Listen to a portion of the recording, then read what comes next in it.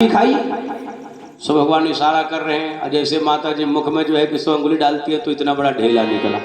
बोला और मुख खोल जरा, मुख तो देखो तो सही। और जैसे ही भगवान ने अपना मुख खोला तो पर भगवान के मुख में ही माता जी को बड़ा दिव्य दर्शन हुआ। नदी नाले पहाड़ कंदरा गुफा झरने पूरी प्रकृति नजर आने लगी, तीनों त्रिलोक नजर आने लगा।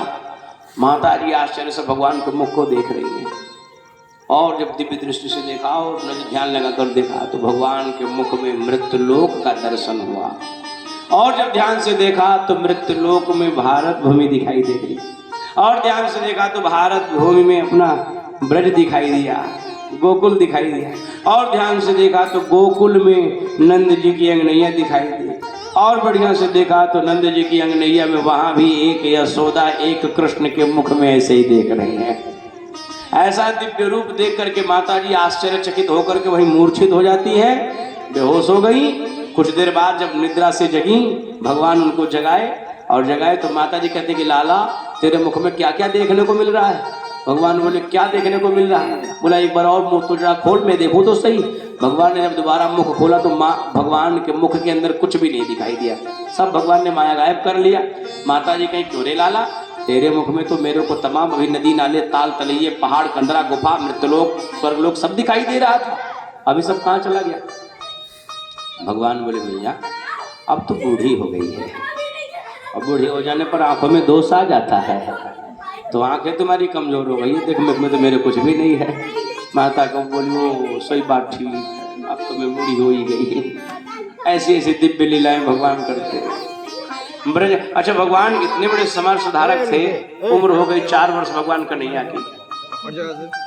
अच्छा अगर जो बड़े लोग पड़ोस में रहने आए तो शायद कुछ देर बाद मित्रता हो, लेकिन छोटे बच्चों में मित्रता बड़ी जल्दी हो जाती है, वो अपनी टीम बना लेते हैं।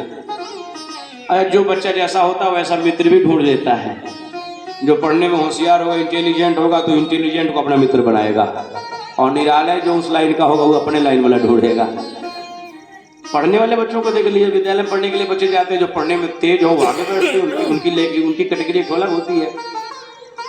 और जो निराले जो बाहर भागने वाले होते हैं वो अपन टीम लेके अलग रहते हैं।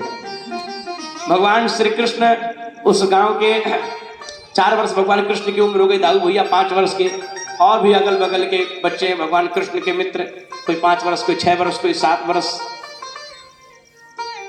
बच्चे भी मीटिंग करते हैं गांव में, छोटे छोटे बच्चे वो बैठते हैं, बैठ करके समाज की समस्या, अब तो नहीं रही वो, लेकिन समाज वो भी अपने जब खेलते हैं तो अपने गांव में क्या कमी है, ये कमी है, वो पहले के जमाने में होता था। अब तो बचपना ही गायब हो गया बच्चों का।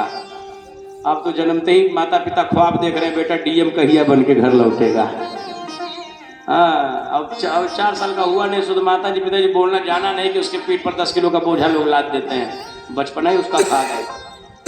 बचपना कैसा होता है पुरानिया लोगों से पूछिए तो बताएंगे। जो खेले हैं वो जो जमाना, वो खैर एक समय अलग था, ये समय कुछ अलग है।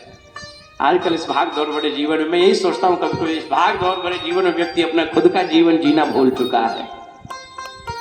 खुद का जो जीवन का जो आनंद होता है उसको आदमी भूल चुका है, केवल कंपटीशन के चक्कर में कि वो इनसे तो हम उनसे कम का है, और उसी के चक्कर में जीवन भर लगे हुए हैं, समय लगे हुए हैं। हम कहते हैं जरूरी है, सब कुछ जरूरी है, लेकिन ईश्वर ने जिस चीज के लिए जीवन दिया उसका तो आनंद कम से कम लीजिए।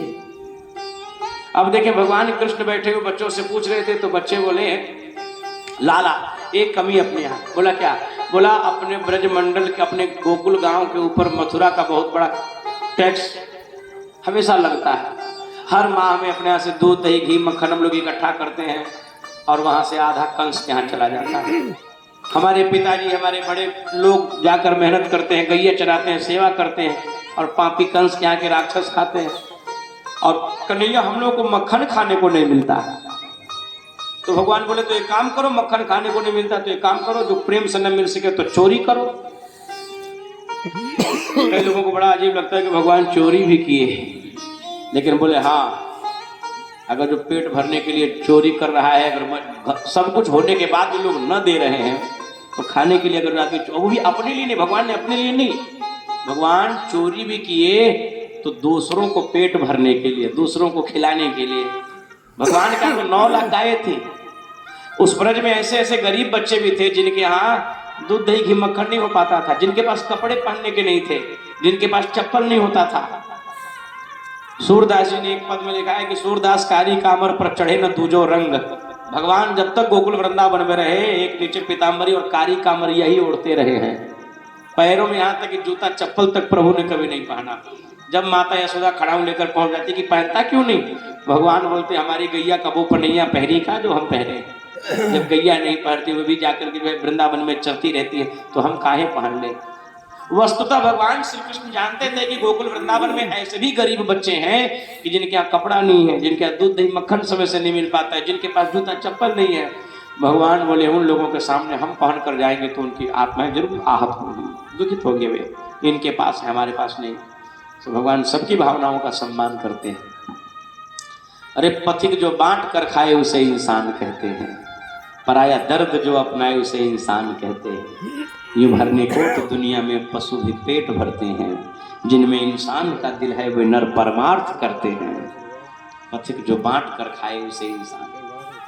कभी धनवान है कितना, कभी इंसान निर्धन है, कभी सुख है कभी दुख है, इसी का नाम जीवन है। जो दुख में भी न घबराए उसे इंसान कहते हैं। बोले सियावर रामचंद्र की। ताली जब बजाई तो बढ़िया से बजाइए। हाँ जय जय जय जय हो गया। जब बजाई तो खूब बढ़िया से, नहीं तो फिर शांति से। हाँ बोले सियावर रामचंद्र की। वैसे ताली बजाने का बड़ा फायदा, बच्चे बहुत लग रहे होंगे। कहीं भूल चूक से एक आध लोग बीच में आ गए तो मुक्ति है, सीधे डायरेक्ट मुक्ति भगवान की कथा में। ताली बजाने के बड़े फायदे हैं। बोलिए हनुमान जी महाराज की। हाँ सुना जाता। फिर हुआ क्या, भगवान श्री कृष्ण कहे कि अपने घर के लोग दूध दही मक्खन जो भी होता है वो बाजार बेचने चले जाते हैं, बच्चों को नहीं खिलाते हैं। कुछ लोग ऐसे भी संसार में होते हैं कि चमड़ी चली जाए चलिए लेकिन दमड़ी न जाए, अपने बच्चों को नहीं खिलाएंगे। जब भी देखिए घर में दूध दही घी मक्खन यदि होता है तो पहले एक काम करिए, बच्चों को खिलाइए पिलाइए, शरीर उनका स्वस्थ रखिए।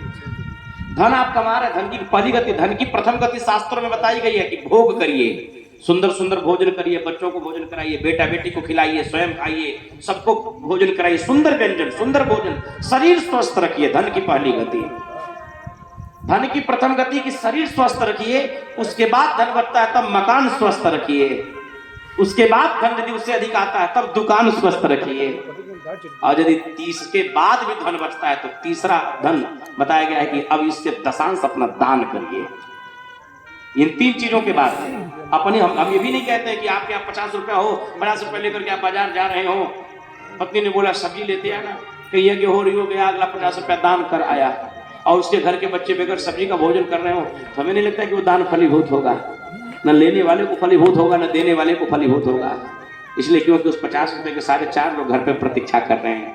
तो दान भी अपने परिस्थिति के अनुसार भी करना चाहिए, लेकिन इसका मतलब ये भी नहीं हुआ कि अपने खाए राज भोग और ठाकुर जी को दूध न मिश्री चढ़ा दें।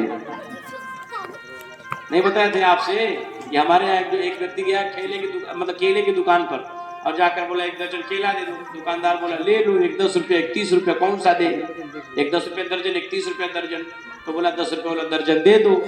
दुकानदार बोला महाराज मूर्ख हो क्या, 10 रुपये वाला बिल्कुल बेकार है, 30 रुपये वाला ताजा बढ़िया खाना है तो 30 रुपये वाला खाओ, 10 रुपये वाला क्यों खाओगे, तबीयत खराब हो जाएगी।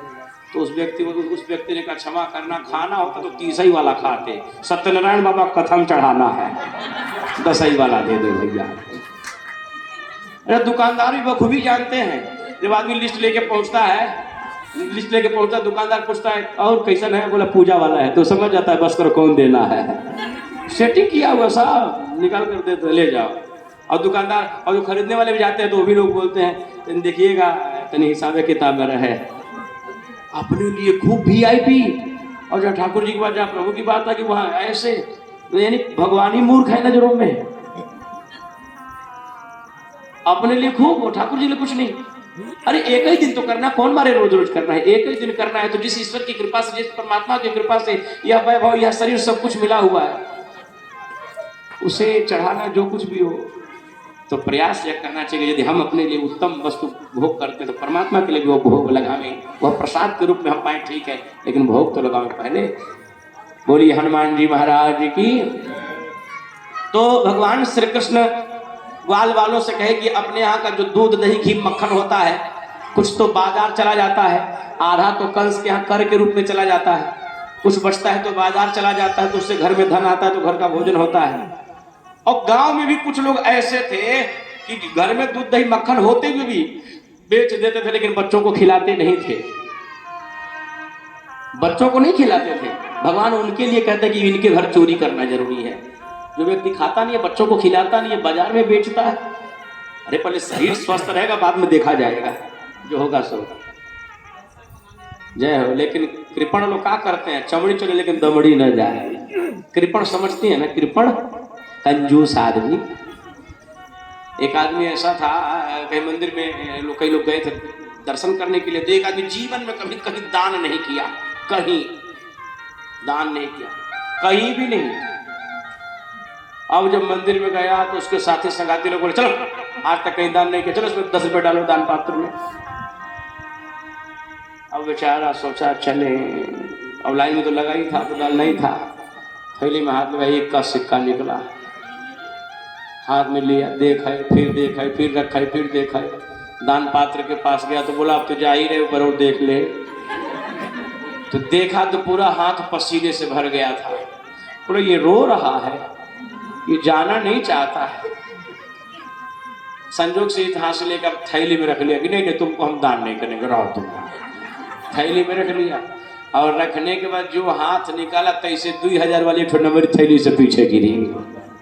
तो 2000 वाले नोट जब थैली से पीछे गिरे तो पीछे वाला सज्जन कोई पुरुष थे, नोट उठाया, पीठ थपथपाए, भाई जी, तो वो समझे इन्होंने दान पात्र में डालने के लिए दिया है, अपना डाल दिया।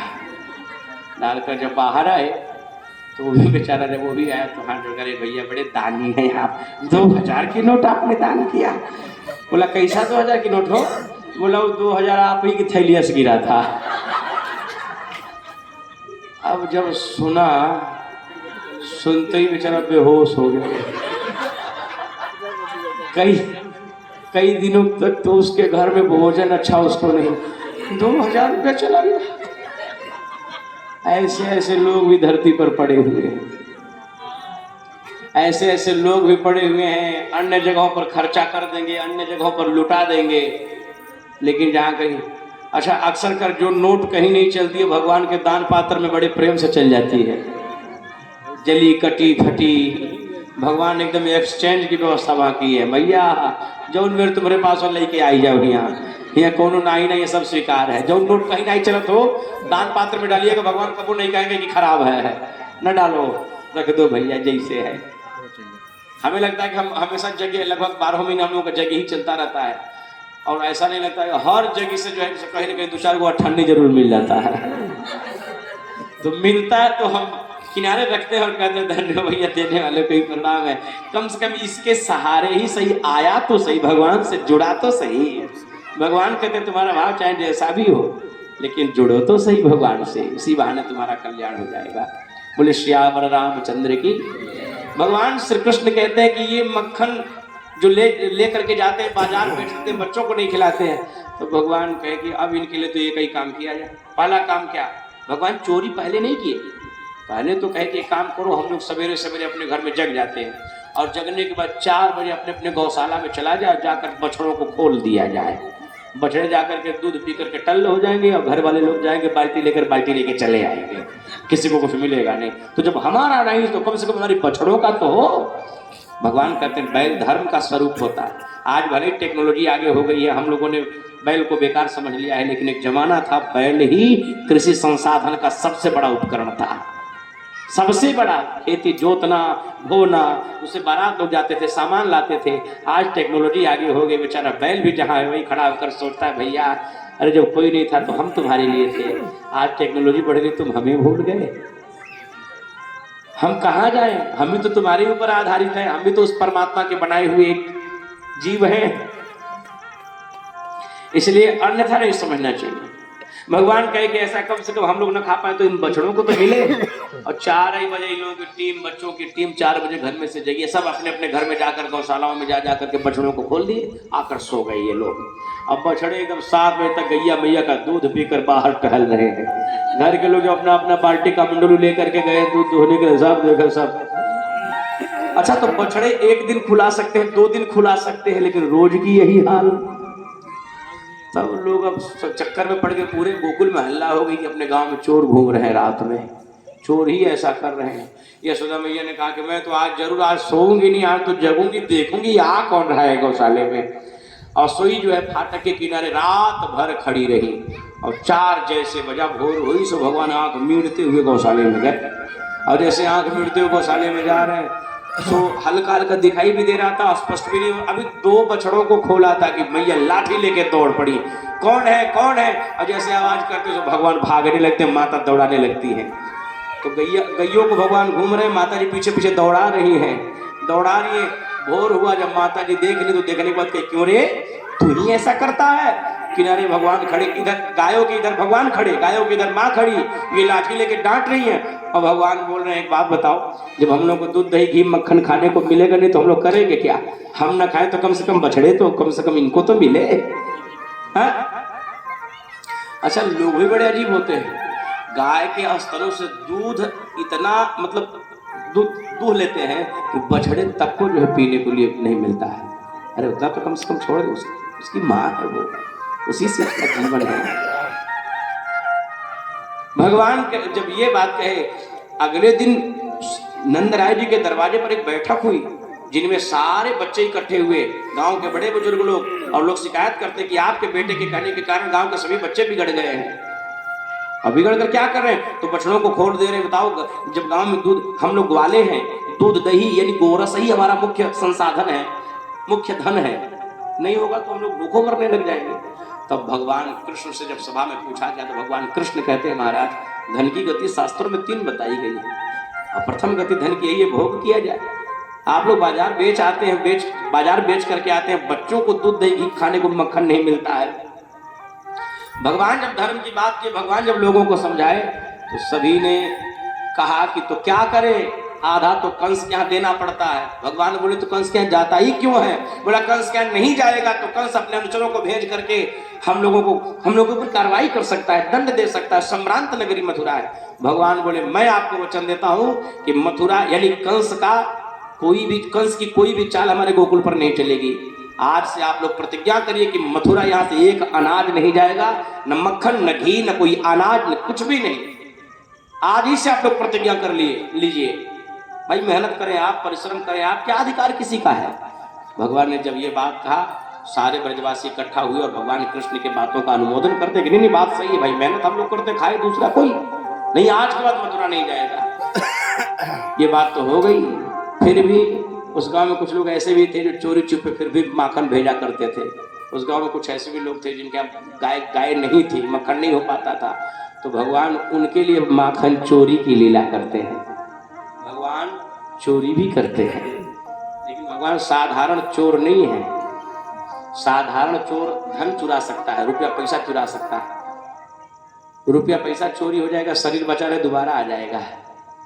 धन चोरी हो जाए दोबारा आ सकता है, लेकिन आदमी का मन ही कोई चुरा ले जाए तो कुछ अच्छा लगेगा। तो भगवान हमारे क्या है, भगवान तो चित्त चोर हैं।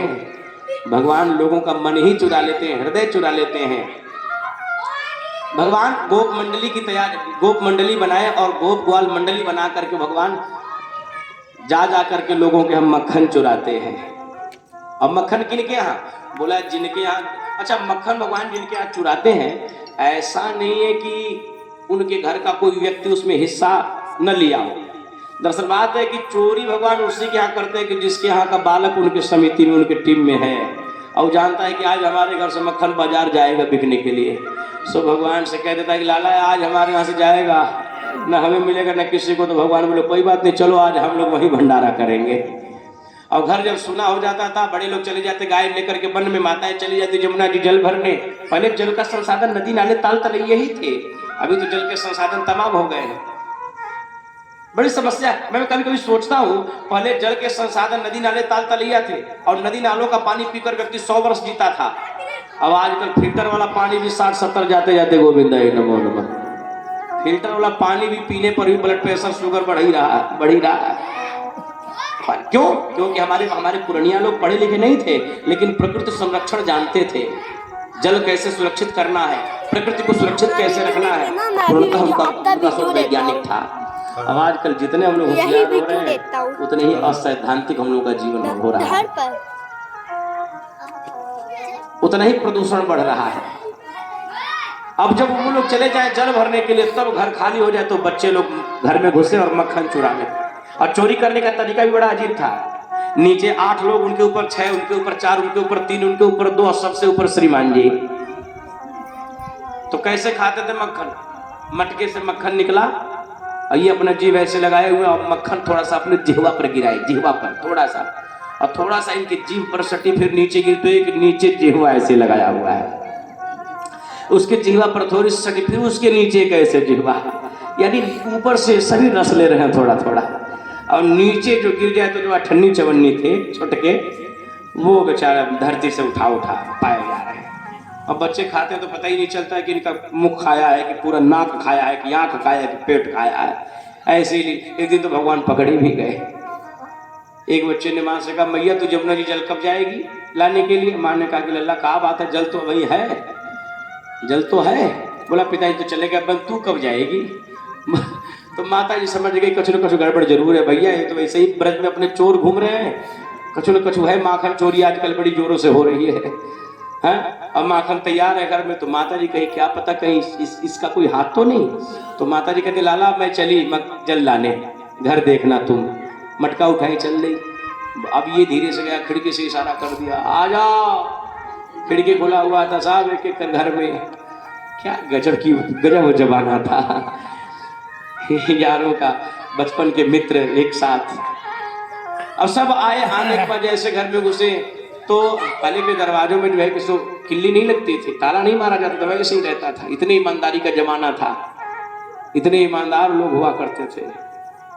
आजकल तो बड़ा से बड़ा विचारवान व्यक्ति का धैर्य 10-20 का कहीं नोट गिरा हो तो पता चल जाता है, पता चल जाता है। अब देखें, गोप मंडली बनकर के तैयार हुई, नीचे 8, ऊपर 6, 4, 3, 2, 1, ऊपर सबसे भगवान। अब मक्खन निकाल कर सबको खिला रहे हैं, सब खाने में बड़े मस्त, हल्ला हो रहा। और तब तक उसकी मैया गई तो थी नहीं, वो तो जानती थी आज कुछ गड़बड़ होने वाला है। सोई आई, आ करके जैसे ही दरवाजा खोला और जैसे फाटक खुला तो नीचे वाले समझ लिए कि आज हम पकड़े गए। तो नीचे वाले सड़क लिए, जहाँ से आए थे वैसे जबरदस्ती भागे। किसी का हाथ टूटा, किसी का पैर टूटा, किसी का मुख फूटा, सब भाग लिए। अच्छा, नीचे वालों के लिए तो अच्छी बात की वो नीचे वाले जल्दी भाग ले, ऊपर वाले के लिए अधिक समस्या। यदि हाथ छोड़े तो पैर टूटे, और न हाथ छोड़े तो फिर पकड़े जाए, तो फिर घर में सेवा हो। लेकिन करें क्या, अब तो पकड़े ही जाना था।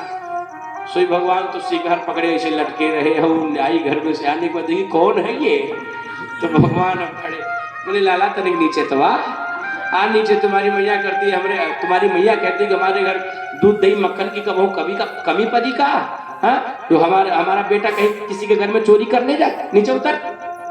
आज रंगई हाथों पकड़ा, शिकायत करूंगी तेरी यशोदा मैया से। अब जब नीचे उतारने के बाद भगवान देख रहे हो, कह रहे काकी जो सजा दे रहा है यही दे ले, मैया से न कहना, थोड़ा सा पीट ले हमको, ठीक है, जो दंड देना है दे दे, माँ से न कहना, मैया बहुत नाराज होगी। लेकिन बोले नहीं ऐसे तो बिगड़ जाएगा, नंदलाल बिगड़ गए, ऐसे तो बिगड़ जाएगा। इसीलिए अब हाथ पकड़ करके वहां से लेकर जा रहे। और भगवान बार बार मना कर रहे कि मैया ठीक नहीं है, काकी ठीक नहीं है, तो माँ के पास ले जाइए, ठीक नहीं होगा। लेकिन वो नहीं मानी। और मैंने आपको पूर्व में ही बताया कि ब्रज की माताएं एक एक हाथ का लंबा लंबा घूंघट करें। अब घूंघट करके भगवान का हाथ पकड़ कर जबरदस्ती नंदराय जी के घर लेकर जा रही है। भगवान कहे काकी जी ये वाला हाथ आपने बड़ी जोरों से पकड़ लिया है, दर्द कर जरा ये वाला पकड़ लो। तो ये वाला अब दिया तो इसके जगह पर उनके पति का पैर पकड़ा दिया और ऐसा जादू मार दिया कि उनको पता ही नहीं चला कि हाथ पकड़े कि पैर, और घसीटते हुए 2 किलोमीटर ले गए। और जाके दरवाजे पर चिल्लाई रही है, अरे यशोदा बहना, अरे निकल तो सही, अरे यशोदा जी निकलो तो सही, आज देखो तुम कहते तुम्हारा बेटा चोर नहीं, आज मैंने इस चोर को पकड़ा है। यशोदा जी घर में से निकली तो निकलने के बाद देख रही, करी काहे चिल्लाई जा रही हो दरवाजे पर इतनी, हाँ मती मारी गई है, पागल हो गई हो, है चिल्लाई जा रही। बोला देखो तुम कहते थे ना कि तुम्हारा बेटा चोरी नहीं करता, आज मैंने रंगे हाथों पकड़ लिया। माता जी कही कि तुम्हारी बुद्धि ठीक है, मेरा बेटा सुबह से घर से बाहर नहीं निकला, पालने में सोया हुआ है। हाँ? तो कहती है कि अच्छा कहाँ है तेरा बेटा, बुला तो सही, हाथ इधर की हुई है, कहाँ है तेरा बेटा, बुला तो सही। जब यशोदा मैया ने कहा अरे कनुआ, जब कनुआ कहा तो भगवान पालने से आंख मिटते हुए चले आ रहे हैं। अब आए, अब काकी ने जब घूंघट उठाया भगवान को देखा तो भगवान इशारा करे पाए लागू काकी, और जो कहा पाए लागू काकी, ठीक है ये यहाँ है तो हमने पैर के हाथ किसका पकड़ा है। और जब पीछे देखे तो श्रीमान जी रोए जा रहे थे, बैठकर रोए जा रहे थे। वो हाथ भाग्यवान 2 किलोमीटर से हमें तुम ऐसे करके लेके आ रही, तुमको लाख हमने मना किया, तुमने बात हमारी कसुमारी नहीं। अब वो तो चक्कर में पड़ गई बेचारी, बोली बहुत बड़ी हत्यारी लग गई, हत्या लग गया हमको, बहुत बड़ी आत्मग्लानि हुई। ये हुआ कैसे? भगवान बोले मन ही मन कहे ये तो वही हुआ जब हम हाथ के जगह पर पैर पकड़ा दिए, और हमने तो तुमसे पहले ही कहा था कि काकी ठीक होने वाला है नहीं, लेकिन तुम तो बात हमारी मानी नहीं। और वो तो वहां से चली आई। वो कहती है नंद का छोरा बड़ा जादू टोना जानता है? ये जादू टोना जानता है, बाप बाप में ऐसी लीला, गजब की लीला भगवान वृंदावन में करते हैं। बोले वृंदावन बिहारी लाल की। एक दिन तो अपने घर में ही भगवान कृष्ण जब 5 वर्ष के हुए, भगवान श्री कृष्ण की एक लीला हो रही है। 5 वर्ष बाद माता यशोदा घर में भगवान कृष्ण के सत्यनारायण भगवान की कथा करा रही थी। कथा घर में हो रही है और अच्छा एक चीज और होता है, एक चीज और होता है, ध्यान से सुनेंगे। हम लोगों के यहाँ घर में जब कोई पूजा पाठ होती है तो लोग अपने तो भूखे रहते ही रहते हैं, बच्चों को भी लोग भूखे रख देते हैं, रखते हैं ना। तो ये हल्ला आप लोग नहीं करेंगे तो बड़ा अच्छा होगा। बोले सियावर रामचंद्र की। अपने यहाँ जब कोई पूजा पाठ व्रत उद्यापन होता है तो लोग अपने तो व्रत रहते ही रहते हैं, बच्चों को भी उपवास रख देते हैं, तुम भी रहो जब तक पूजा नहीं होगा, कुछ खाने को नहीं मिलेगा। लेकिन ये गलत है। शास्त्र कहता है कि बच्चों को, वृद्धों को और रोगियों के लिए बाध्य नहीं है। इन लोगों को आप भोजन करा दीजिए, दवा खिला दीजिए, ठीक ना। और व्रत कभी भी स्वतंत्र मन से और प्रसन्न मन से करना फलीभूत होता है। लेकिन नवरात्र आ रहा है, देखिएगा कितना लोग व्रत रही हैं। 3 टाइम तो फलहार चलेगा, अब फलहार भी कमा है और उसके बाद घूम घूम कहेंगे बहन जी आज तो हम व्रत हैं। व्रत है, फलहार में बस हल्का है उठा है, व्रत है। अरे जय हो ठाकुर जी, ऐसे भी व्रत कहते हैं, ये भी व्रत है। 3 टाइम खाया वही व्रत। अरे उससे बढ़िया तो वैसे ही था, दाल चावल खाते भगवान का भजन करते हैं। व्रत का मतलब है कि आप प्रसन्न मन से, देखिए भाई मैंने आपको बताया ना कि हमारे पुरनिया लोग पढ़े लिखे नहीं थे, परंतु पूर्णतः वैज्ञानिक थे। आजकल कोई ऐसा घर में कोई ऐसा शरीर नहीं होगा कि जिस शरीर में 2-4 रोग न होंगे। क्यों रोग हो जाते हैं? इसको हम लोगों ने गोदाम बना लिया है, भरना है तो भरना है। और हमारे पुराने लोग हफ्ते में 1 दिन व्रत रहते थे। आजकल वामपंथियों का एक एजेंडा ही चल रहा है मानो जैसे समाज में कि व्रत पूजा पाठ से कुछ नहीं होता। अरे प्यारे, व्रत से शरीर शुद्ध रहती है। हफ्ता में 1 दिन आप व्रत रहिए, ना हफ्ता में रहिए तो कम से कम 15 दिन में जब एकादशी आवे तो एकादशी का व्रत रहिए, दोनों पक्ष की आप एकादशी रहिए। इससे क्या होगा देखिए, शरीर को कम से कम 1 दिन आराम मिलता है तो शरीर में जल्दी जो है कोई रोग नहीं होते हैं, शरीर भी स्वस्थ रहता है। इसको भी आराम दीजिए। लेकिन हम लोगों ने इसको बिल्कुल एकदम मशीन बना दिया, गोदाम बना दिया है, तो भरना ही भरना है बस। तो शरीर पे बीमारी आएगी कि नहीं आएगी? हमारे व्रत रहते हैं, एक हफ्ते में 1 समय साग खाते हैं, सबसे अधिक वनस्पतियों का सेवन करते हैं। आजकल जितना ही लोग चाइनीज फास्ट फूड खा रहे हैं ना, ये लोग चाइनीज भोजन कर रहे हैं, तो उससे क्या हो रहा है कि लीवर की समस्या, पेट की और समस्या, उम्र कम हो रही है। अभी आप घर में जो है कि सो या फिर देसी चीज़ों का सेवन करें, देसी वनस्पतियाँ जो होती हैं घर के साग सब्जी उगाएं खाएं, गार्डन जमीन आपके पास हो तो घर में ही कुछ उगाइए। उसमें और आर्टिफिशियल में, नेचुरल में और आर्टिफिशियल में, बनावटी और प्राकृतिक में दोनों जमीन और आसमान का अंतर है। बोलिए हनुमान जी महाराज की ध्यान से सुनिए। भगवान श्री कृष्ण के यहाँ जब 5 वर्ष भगवान कृष्ण की जब उम्र हो गई 5 वर्ष, तो उनके यहाँ सत्यनारायण भगवान की कथा हो रही थी। तो नंदराय जी यशोदा जी ये दोनों लोग व्रत तो हैं ही, भगवान को भी कह दिया कि तुम भी व्रत रहो। और भगवान को लगी थी भूख, तो भगवान बोले भैया हमको भूख लगी है, 10 बज गया 11 बज गया, पंडित बाबा भी आए नहीं, 11 बज गई 12 बज गई, भूख लगी है, कुछ खाने को मिल जाए। माता जी कहते बिल्कुल नहीं, जब तक पूजा हो नहीं जाएगा खाने को मिलेगा नहीं। तो पंडित जी आए, पूजन शुरू हो गई, भगवान भी बीच में बैठे हैं, इधर माता जी इधर पिताजी, बीच में भगवान हाथ में अक्षत पुष्प लेकर ध्यान कर रहे हैं। तो भगवान देखे कि तब तक पंडित जी महाराज अपने झोली में से निकाले एक बड़ा विचित्र डिब्बा और उसको खोला तो उसमें से निकले शालिग्राम भगवान। शालिग्राम भगवान तो भगवान बड़े विचित्र दृष्टि से देख रहे, ये कौन मिठाई है, बढ़िया डिब्बे में आई है। भगवान बोले बाकी तो सब मिठाई हम खाएं लेकिन इसका आनंद नहीं लिए, इसको तो आज जरूर खाएंगे। अब जैसे ही ये लोग हाथ में अक्षत पुष्प लेकर के भगवान का ध्यान कर रहे हैं कि भगवान अवसर देख करके उठा करके मुख में डाल लिए। बच्चों को कथा में किससे मतलब रहती है, प्रसाद देखते हैं बच्चे की शुरू कब होगा। बच्चे जब कथा कहीं भागवत जी गांव देहात में जब कथा होती है ना, तो बच्चे कथा सुनने नहीं आते हैं, लेकिन वो सब देखिए कि प्रसाद शुरू कब बा पहुंच जाएंगे। सबसे अधिक मारा मारी प्रसाद की गई। तो भगवान तो बैठे थे और जब देखे जब शालिग्राम भगवान जी को, तो सोचे ये कौन से हैं प्रसाद। तो जैसे पंडित जी ने हाथ में अक्षत पुष्प लेकर के लोगों को बोला ध्यान करने के लिए, तो भगवान अवसर पाते ही दोनों शालिग्राम को उठा करके मुख में भर लिए। भरने को तो भर लिए, लेकिन वो तो पत्थर। अब इनके लिए समस्या हो गई कि इसको निगले कि फिर उगले। निगले तो गंभीर समस्या, और उगले तो उससे कम समस्या हो। यहाँ भी नहीं, क्योंकि यहाँ कहीं पकड़े गए तो यही सेवा हो जाएगी। तो भगवान सोचे उससे बढ़िया जहाँ है वैसे ही बस मस्ती पड़े रहे। अब मुख ऐसे फूला हुआ ऐसे पड़े हैं। पंडित जी ने कहा महाराज अक्षत पुष्प चढ़ाओ शालिग्राम भगवान जी को, से लक्ष्मी नारायण भगवान को अर्पण करो। और जब चढ़ाने गए तो ठाकुर जी गायब। बोले पंडित जी ठाकुर जी, गुरुदेव ठाकुर जी कहाँ चले गए। अब यशोदा जी अलग देखे, नंदराय जी अलग देखे, ठाकुर जी गायब है पूजा घर से।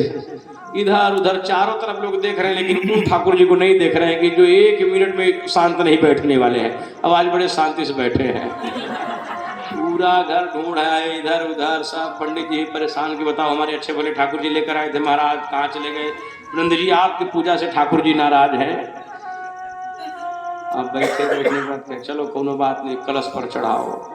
तो यशोदा मैया कहीं बाकी तो सब ठीक है, हम लोग इधर ये नहीं उठ रहा है। तो जब देखती है तो देखा कि मुंह खुला हुआ। तो माता जी ने कहा क्यों रे लाला, ये तेरे मुख को का भयो है, इस मुख को क्या हुआ।